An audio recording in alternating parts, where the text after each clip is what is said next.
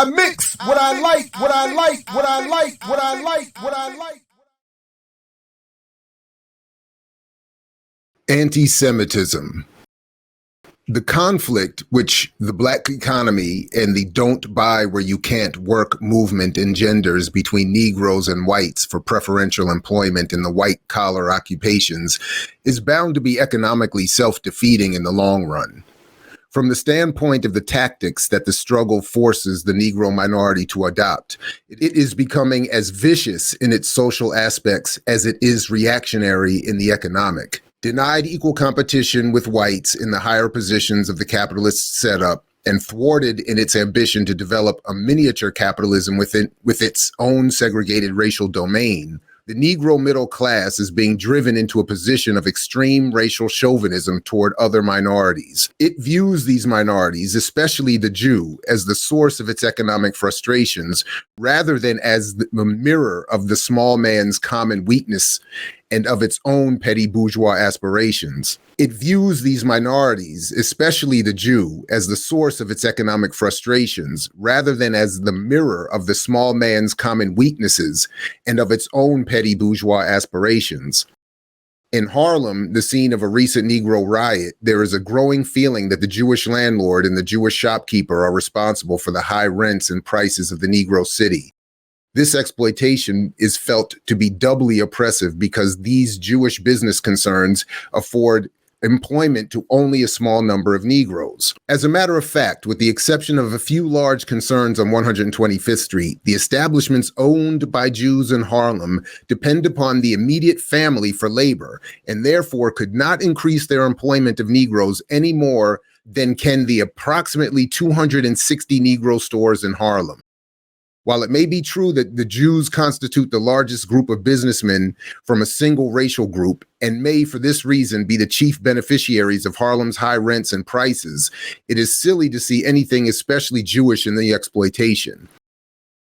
If there is exploitation of the Black masses in Harlem, the Negro businessman participates in it as well as the Jew, while both the Jewish businessman and the Negro are governed by higher forces that are beyond their control. It is highly regrettable that this new outburst of Negro nationalism seeks to make the Jew the scapegoat of the Depression, for in doing so, it becomes a spiritual ally of German fascism, that sinister relapse into the darkness of the Middle Ages. And, paradoxical as it may seem, the Communist Party, in spite of its united front against fascism, is unconsciously developing a mass base for Negro nationalism by its wholly unrealistic agitation for self-determination of the Black people in the Black Belt. It must not be assumed that anti-Semitism is a new phenomenon in Negro life. The small shopkeeper in the Negro neighborhood has invariably been of Jewish origin. Long habituated to skillful trading, the Jewish merchant has always been a serious obstacle to the success of the small Negro businessman.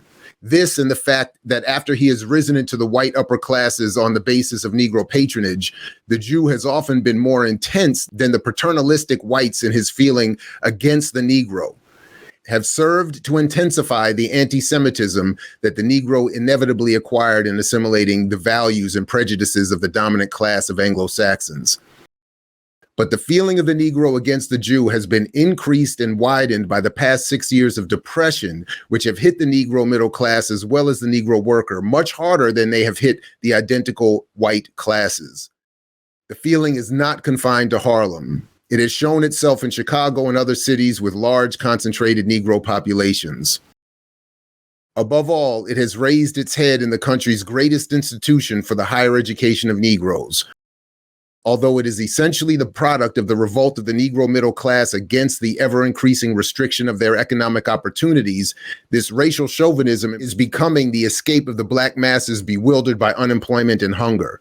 In their confusion, the masses are led to direct their animus against the Jew and against whiteness. The real forces behind their disabilities and discomfort are masked by race, which prevents them from seeing that what the Negro businessman wants most of all is freedom to monopolize and exploit the market they provide.